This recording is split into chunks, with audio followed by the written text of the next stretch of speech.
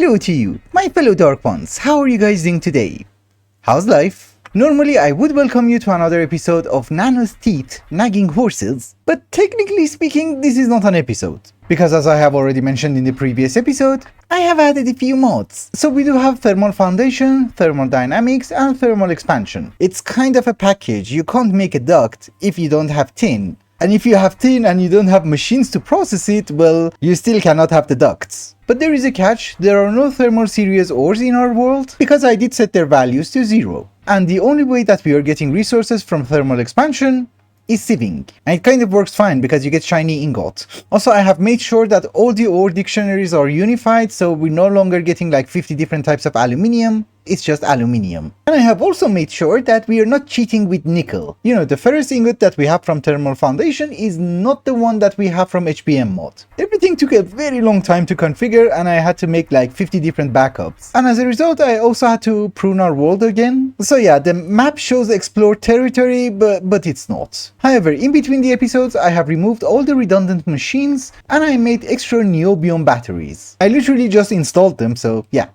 So that does take care of thermal expansion, but we also have extra utilities.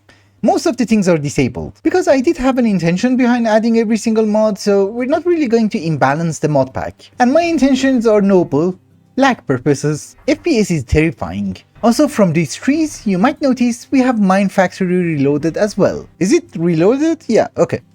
It's MFR. The predecessor to Industrial Foregoing. We also have Draconic Evolution, not for the reasons that you might think, not even teleportation, although I forgot to disable some of the recipes, but we're not going to use them. It's mainly for a few useful items. I also decided against magic mods. There's no Thaumcraft, there's no Botania. We will do that in FTB Infinity, one day. Oh, and it took me ages.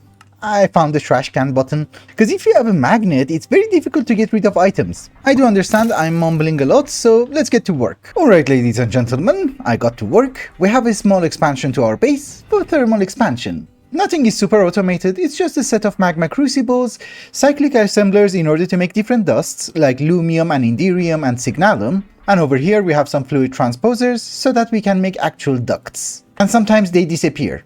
There is a pulverizer there. All the machines are reinforced, meaning that they have been upgraded to signalum. Cause ender pearls are a bit difficult to get. I have also started using some item ducts, mainly for automating the machines. You can see them there.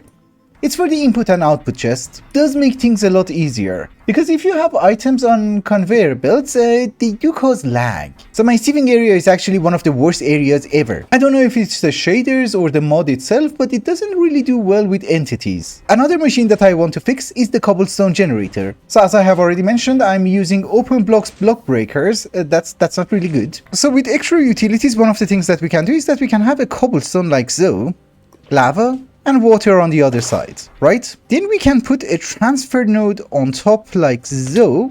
Ouch. We give it a world interaction upgrade. You see, we're getting cobblestone and nothing physically changes.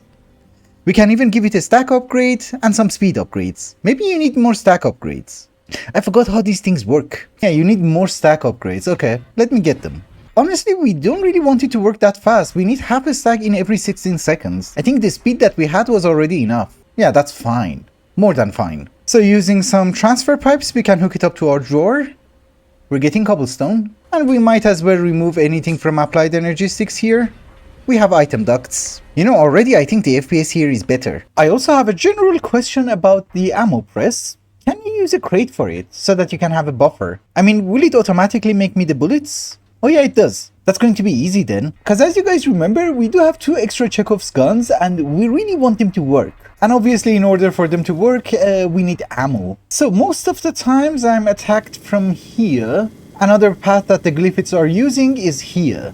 Although the range is not going to be enough, right? I don't think it can hit that cliff. I just wanted to mention that during a blood moon, the gun is just amazing. But yeah, it does have a limited range. I have installed all the guns and we seem to be protected. We even have a functioning radar. It doesn't really do anything in a single player world, it just looks cool. That's our base.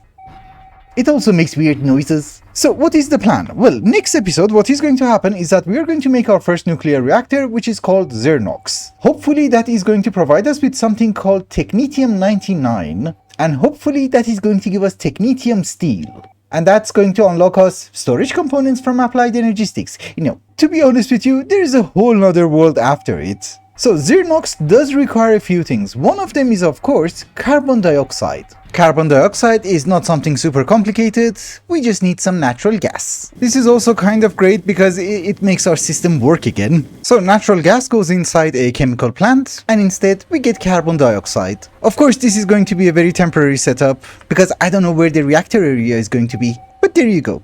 CO2. Also, I had no idea this is going to be such a slow process, so here's a speed upgrade. Do it faster. Also, upgrades are destroying my power, so we might as well try to get more capacitors. We need 4. I just came back from mining, so we should have some neobium. We don't. Everything is stuck. That's because we're always out of fuel. Now we have some. I do have to change those heaters, I'm aware of that, don't you worry. The radar is cool, but it feels like you're in a submarine. Anyways, the next item that we have to take care of is radiation resistant... Oh. We have guests. Greg, take care of them. Yeah. We're getting rid of them. Yes, as I was saying, the next item that we have to take care of is radiation resistant plating. It's an expensive mod item and we actually do need that in order to make the Zirnox, the reactor that we have to make. You see? We need 4. The problem is that we also need that for another very important item, reinforced ferronomium panels, which is another expensive mod item, and I just realized we need so much uranium-238. But okay, it's an expensive mod item and I need it literally in order to craft anything. So let's try to take care of at least the radiation resistance plating. It does require engine lubricant, and I have been checking. You can put coal tar creosote or creosote oil inside and Okay, Greg. You're not doing a good job. I can get rid of them, but they're fun. We just show them who's the boss around here. Oop. Greg hurts. Anyways, as I was saying, we need creosote oil, which thankfully we do have plenty of it. Again, a very temporary setup. We also need a chemical plant, and this time it does require a blueprint. Without that, it doesn't really work. It has a complicated process, but there you go. That's our engine lubricant. Color is different. Also the name is different, but engine lubricant, okay, fine by me. Also we have 3 tanks of creosote, therefore 3 tanks for lubricant. It's a 1-to-1 ratio, so why the hell not? You might also notice that we're spamming a lot of tanks, and yes, we're going to need way more tanks. I have been cooking a decent supply of steel and we are going to cook way more. That is the result of almost 2 stacks of steel. By steel, I meant steel blocks. My brain doesn't work well under fire.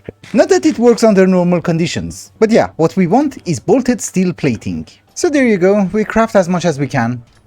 I don't know how much that is. Now, we have the engine lubricant, tungsten bolts is super easy. We are making bolted steel plating, cast lead plate.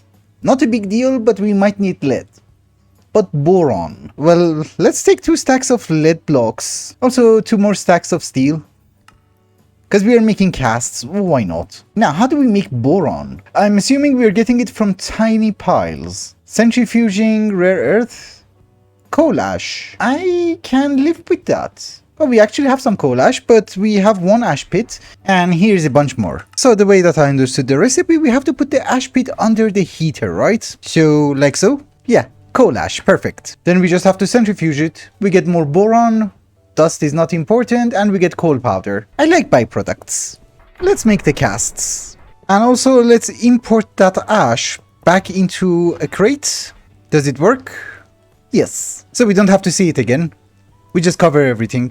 Ladies and gentlemen, our carbon dioxide is ready. All the lubricants are ready. And I do have some problems. I will explain it to you. But another very important thing is that we have 210 bolted steel plating. Anyways, for the rest of the gizmos, I have made an opening to the sieving area. And unfortunately, we have a problem. The problem is that they're out of range of the Chekhov's guns. So I had to make brand new guns. Those are flamethrowers and they do accept anything which is flammable. So I'm just gonna put some kerosene in them. Let's see how it works. I'm walking so slowly. Come on. Do your thing.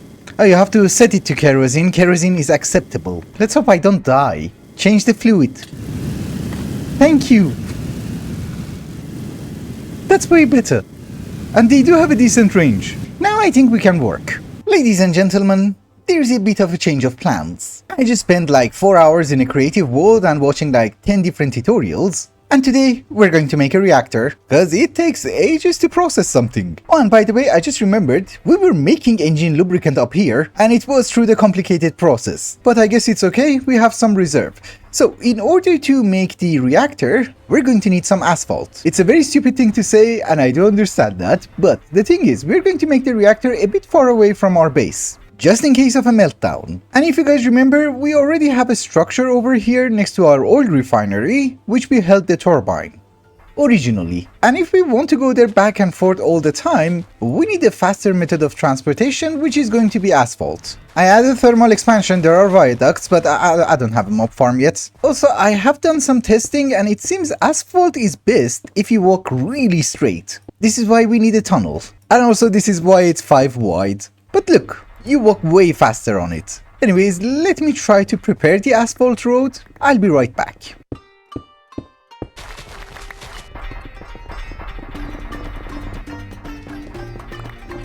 I should have probably first worked on the reactor and then work on the walkway. Cause yeah, even though it's incredibly fast, it took me a lot of time. Also, don't you worry about the tunnel, I'm gonna cover it with dirt. We make it look natural. But since I have wasted so much time, let's start getting the reactor first. And I just remembered it's an assembling machine, not a chemical plant. Again, this is going to be a very temporary and garbage setup, but for the moment it's fine. Because if I'm not wrong, after getting technetium, we can make the assembly factory, right? It's like 4 assembling machines in one. And I have already prepared an area for it. So what we want is radiation resistance plating so that we can make the actual reactor. Items are going in, which is perfect. Engine lubricant should go in. And I think I left my identifier inside the turret. I don't really want to go back up there, we get a new one. Again, the radiation plating is something that we need in ridiculous quantities, so we make as much as possible. I got some radiation resistance plating and there are a few machines that we have to craft. So this is a reactor. Reactors are going to generate us steam. We're going to need steam turbines. We're going to need 3, because it does give you ultra dense steam. Then there's the Zirnox reactor itself, which I don't really know, can we make like 2 of them? I think we can. It does take ages though, but come on. Thank you. It's a very garbage reactor, this is why I just wanted 2. After that there is a machine called Purex, which what it's going to do is that it's going to process the waste. That's not how you make it. You need an extra steel shell, fine. So with that we almost have everything in order to get some fission. I have prepared a care package for ourselves so that we can set up the reactors. So let's do that. However, I think before just placing down the reactors, it's better to take care of the fuel. Uranium, obviously. So currently we don't have a single uranium ingot. All we have is uranium ore. Why? Because, well, uranium ingots give you a teeny tiny bit of radiation. I did not really want to keep that much uranium in our base, but maybe it's also negligible. I'm not sure. The first part is going to be like the ore processing that we normally do. We are going to need a centrifuge. And just to remind you, over here, we actually have a power connection. So there you go. That's now a centrifuge which has power. So uranium goes inside. And what is going to happen is that we're going to get gravel, radium, and 2 uranium powder. And just to keep my sanity safe, we are going to have our Geiger counter. Radiation is 0. Since we are getting uranium powder, obviously, we need to smelt it. That does provide us with the uranium ingot. I think that part was obvious. The part which is never obvious is that now that we have uranium, what do? We are going to export it into a crafter and we are going to set a pattern like so. Just 2 ingots give you 3 of these uranium round stuff. Now, what do we want to do with that? Well, we want to convert that into yellow cake. In order to convert uranium into yellow cake, what we need is hydrogen peroxide, right? Hydrogen peroxide is something super simple to make, so we are actually going to make it here, in-house. We just need a tank for water, you export, we shall need a duct for water, and we hide it. And over here, we also select hydrogen peroxide. The only thing that we have to do is that we need to provide it with power, and hide the cables, and voila, we have it.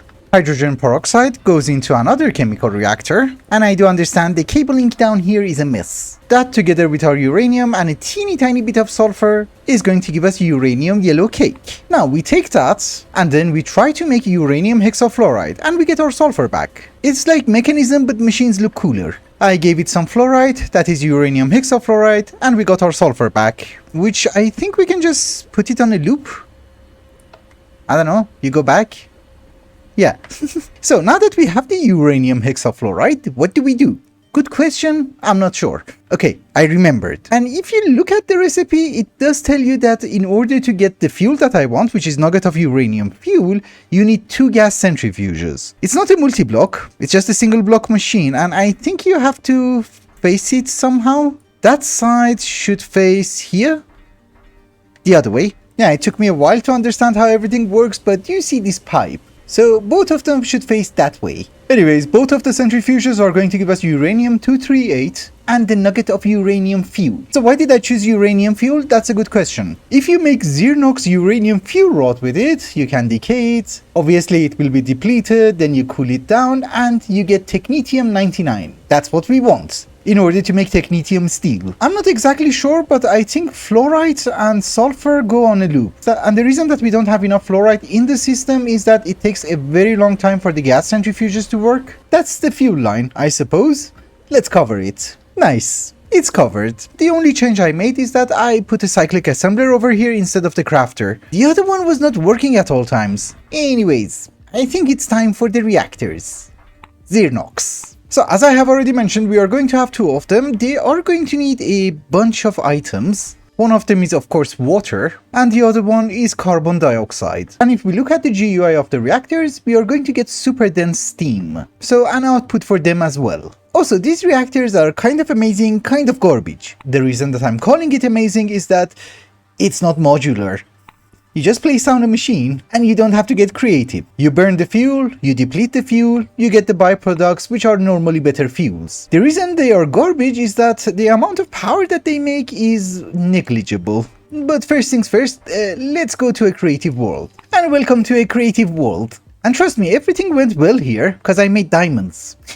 Anyways, I do have a functioning system over here. We're going to try something. We want Zirnox uranium fuel and some carbon dioxide. If you look at the user interface of the Zirnox reactor, it's not that complicated for what we want to do at least. We provide it with some carbon dioxide, the tank for that is full. Carbon dioxide or CO2 is not really the main coolant, but apparently it makes the reactor work with water and heat it up. So you should have CO2, you should have water. Then you have a pressure gauge which is currently at 10 bars. The less CO2 that you have, the less pressure you will have. And the way that you release CO2 is by clicking on this valve. A bit manual, I know. But you see, pressure went up. As the reactor heats up, the pressure will increase and you need to vent some carbon dioxide. Now, we are going to put some uranium fuel inside, not all of it. Because last time that I filled it in, that happened. And we are going to turn it on. Pressure is at 12. Temperature is at 90-ish. So we can add a bit more fuel. Pressure went up. We can reduce it. And we can add more fuel. Pressure went up. Temperature went up. Okay.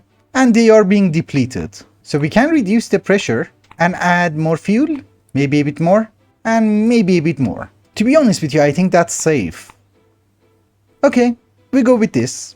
And yeah, the power that we're making is garbage. Actually, that's 6,000. Almost. 7,000 maybe. I'm okay with that. And at this rate, it's not gonna explode. Let's go back. What is that? Trinitite. Who cares? Let's go back. Or maybe the carbon dioxide is the coolant. It doesn't really matter. We need carbon dioxide. I'm not picky. But as I have already mentioned, one of the things that we are going to get is super dense steam. So we have 3 turbines. Using the gauge over here, we're going to set the first one to super dense, the second one to dense, and the third one is on steam. And of course, we have the corresponding pipe. You see, dense steam and normal steam. I put it over here because our cooling tower was there. Obviously, we needed the cooling tower in order to convert low pressure steam back into water. So that's the pipe for it. As for the water, I think the pipe, yeah, it's still connected. So we just have to hook it up to our reactors and we should get water. Yeah. Let's just make sure that it's full of water. I had to double check everything and make sure everything is connected, but just to recap, we have 2 reactors. They're getting water and carbon dioxide, right? Carbon dioxide is full, water is almost full. There's a tank for carbon dioxide back here. Then there's a pipe for super dense steam, which comes to a turbine. As a result, we get dense steam, which goes into a second turbine, we get steam, a third turbine. There is a pipe for low pressure steam, which goes into the cooling tower, and we get water back, which the pipe is down there. So I guess we are good to go. Let's make the fuel, start the reactor. At this very moment, we want uranium fuel. And we make the fuel rod. That's too many. Oops. Also, it's best to put them in the center because they're going to decay faster. I think let's start with 4 fuel rods. We turn it on. We're safe. Just to make sure we are not getting super dense steam. Of course, it's not even 100 degrees, so let's add more. We can't release the carbon dioxide because it's being pumped in. I have to install a valve. But yeah, the cooling tower works. Let's start the second one. Pressure is fine. And we add the rest of the fuel rods. And this is the part where it takes ages. We're at 2.6% depletion. But as a result, we are also getting a teeny tiny bit of power. It is not that bad. So ladies and gentlemen, we have our reactors, they're burning the fuel, but what do we do with the waste? Good question. You might notice that we have 2 chemical plants over here. We need to use them. Cause yeah, you put the uranium fuel rod inside, you get it depleted, then you have to convert it into a depleted uranium fuel, and then you have to cool it down, and then you have to put it inside something called Purex. And that's where we need something very special, nitric acid. You can't put it inside the tank. And we do need a few things from our applied energistic system, so I have brought a wireless connector. I think we can put you there, and we can link you. Lovely. You're consuming a bit of power, okay. It's fine, I don't really have a choice. I can't make sulfur here. But yeah, we will have a crafting terminal just in case. Do we have access? Lovely. I have checked. On the cable that I have connected to, we have like 16 channels left. And I think over here, we just need like 2. The process is going to be a bit complicated at this very moment. We first need to make sulfuric acid. Yes, we're getting the sulfur. And we also need the hydrogen peroxide. Oh, that's the pipe. Literally in front of me.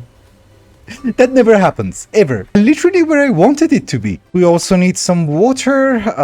Do I have anything? Yeah, barrel. So there you go. That should be our sulfuric acid. Perfect. Now, in order to convert it into nitric acid, we need to mix it with niter. Yes. Don't you worry, I don't even have the other niter from thermal expansion. And yeah, it's way more complicated. So we export the niter. If it works, I brought it with me. And ladies and gentlemen, we have nitric acid. Strongly corrosive. And yeah, the reason that we were not getting niter is that I was out of niter. Now we're getting it, one by one. I use all of my niter in order to make cordite. Didn't know it was important, but it's fine, we don't need that much nitric acid. We have enough. Now let me try to make a structure here, see how everything works, because we still have to wait for these guys to deplete. It's been a teeny tiny bit of time later and I have been trying to work on a structure for our reactors. I'm still trying to make it work. Somehow. But on a very positive note, we have depleted all the fuel rods. And this is the other part which is going to take ages. We need to cool them down. With what? Water. So I have made a tiny pond over here, and I have some of these spent fuel pool drums. So we put them inside water, and then we take the fuel out. Oh, that's very radioactive. Oops. So if I hold it in my hand, yeah, it's very bad. Ouch. It's burning. You go in and cool down. Oh my goodness. So how are you supposed to automate it? Actually, when it cools down, it's not that radioactive. Also, apparently it doesn't burn you. Okay. Oh, you get your fuel rod back. That's quite nice. Also, it's okay to burn for a while. Not the worst thing that has happened to us. We just fill it in.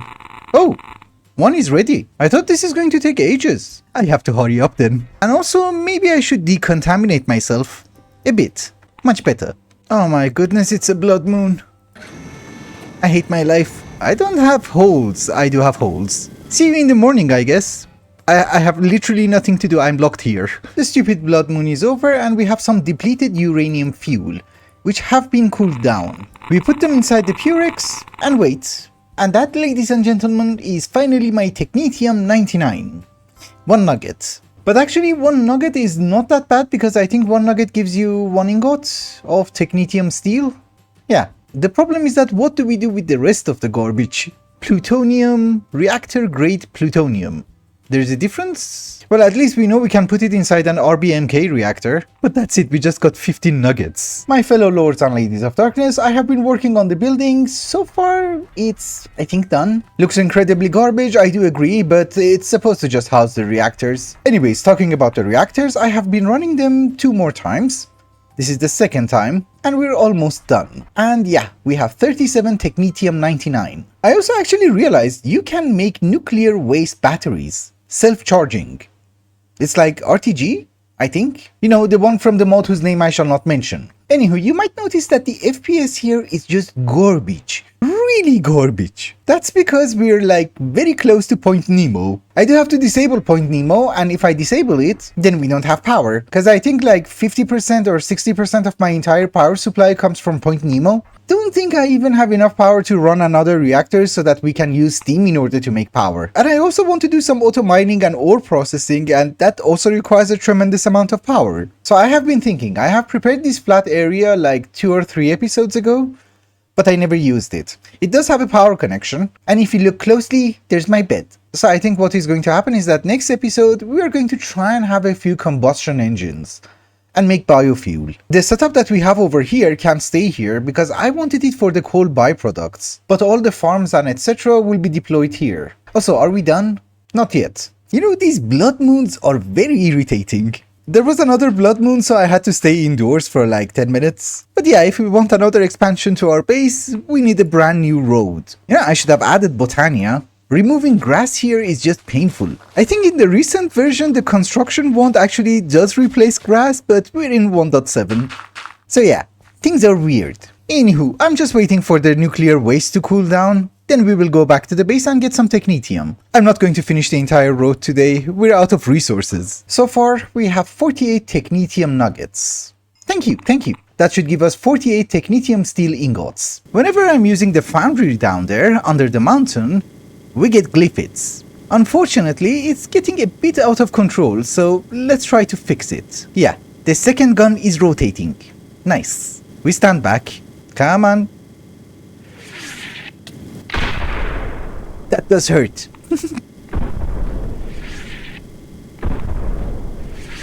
I think we should be safe for the moment. I converted my technetium into ingots, and we got only 5. That should be 40 steel ingots. What cast are you using? Okay, it's ingots. We're fine. But that should be another quest. Come on. Thank you. What happened to the rest? Oh, the rest of the ingots, yes. My bad. I think the first use that we are going to have for them is going to be the chemical factory and also the assembling factory. But that's something that we are going to do next episode, because I think it's also a good time to wrap up this one. Thank you so much for watching, and I hope you enjoyed it. Till the next one. Bye bye.